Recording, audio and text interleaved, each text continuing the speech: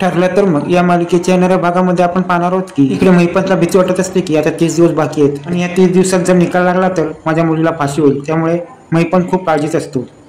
तो प्रियाला सांगतो की तू काय पण कर, त्या अर्जुनचं तू लक्ष विचलित कर जेणेकरून केसचा निकाल आपल्याच बाजूने लागला पाहिजे। तर आता प्रिया कल्पना झाली तर तिचं आता लक्ष प्रतापकडे जातं आणि प्रिया एक कारस्थान करते। ती सुभेदार घराची लाईट घालवते आणि अंधाराचा फायदा घेऊन ती प्रतापला शेडीवरून ढकलून देते। तर सगळ्यांना वाटत असतं की लाईट गेली असल्यामुळे प्रतापला काही दिसलं नाही आणि त्याच्यामध्ये तो पडला, त्यामुळे इथे अर्जुन मेंटली डिस्टर्ब होतो। आपल्या वडिलांना मार लागल्यामुळे त्याचं केसमध्ये लक्ष जात नाही। हेच दामिनी वकीलला पाहिजे होतं, पण इथेच प्रियाचा डाव उलटा फिरतो। प्रतापला शुद्ध आल्यानंतर तो सांगायला लागतो की मला तर मी ढकललं होतं। प्रिया स्वतःला वाचवण्यासाठी वेगवेगळे नाटक करायला लागते। तेव्हा इथे कल्पना राग येतो आणि कल्पना बोलते बऱ्याच चुकांना तुला माफी केली पण आता नाही आणि तू चक्क सासऱ्याला ढकललं, याची सजा तुला मिळालीच पाहिजे।